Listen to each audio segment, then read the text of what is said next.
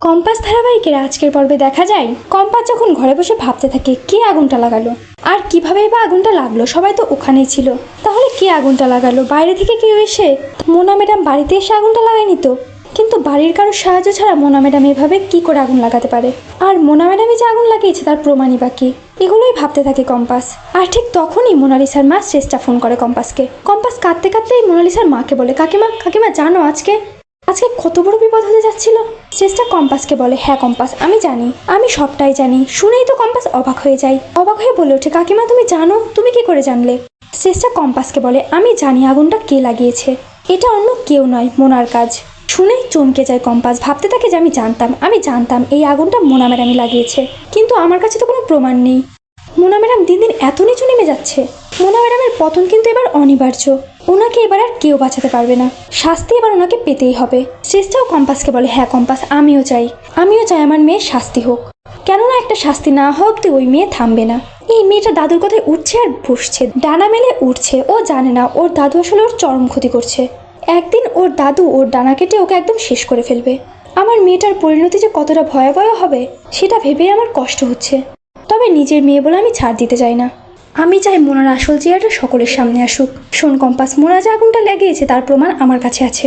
আর মোনা যেই শাড়িটা পরে চৌধুরী বাড়িতে ঢুকেছিল সেই শাড়িটা মোনা খাটের নিচে লুকিয়ে রেখেছিল, সেটা আমার কাছে আছে। কম্পাস চেষ্টাকে বলে, কাকিমা কাকিমা তুমি ঠিক বলছো, মোনা ম্যাডামই তাহলে আগুনটা লাগিয়েছে। ঠিক তখনই ঘরের মধ্যে ঢুকে আসে বিহান। আর বিহান ঘরের মধ্যে ঢুকে এসে শুনতে পায় কম্পাসের বলা কথা। চমকে যায় বিহান, কম্পাসের কাছে ছুটে এসে বলে, কি বললে তুমি কম্পাস?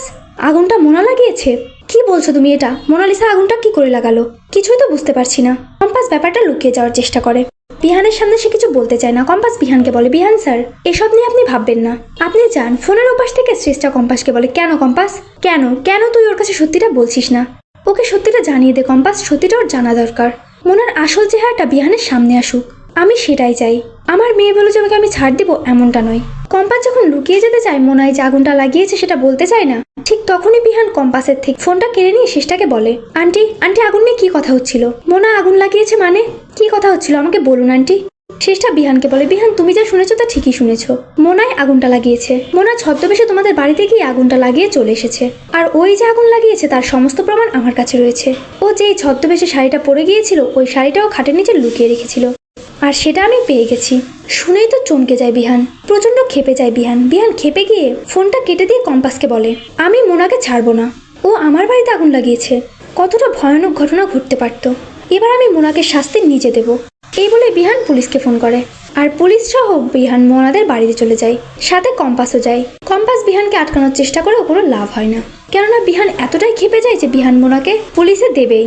পুলিশের সাথে মোনা যখন বিহানকে দেখে মোনা তো চমকে যায়। মোনা বিহানের কাছে এসে ঘাবড়ে বলেছে, এ কি বিহান তুমি? আর তোমার সঙ্গে পুলিশ কেন? পুলিশ এখানে কেন এসেছে? বিহান মোনাকে বলে, পুলিশ কেন এসেছে বুঝতে পারছো না? পুলিশ এসেছে তোমাকে অ্যারেস্ট করতে। তুমি আমার বাড়িতে আগুন লাগিয়েছো, আর এই কাজের জন্য তোমাকে শাস্তি পেতেই হবে মোনা। আর শাস্তিটা তোমাকে আমি নিজে হাতে দেবো।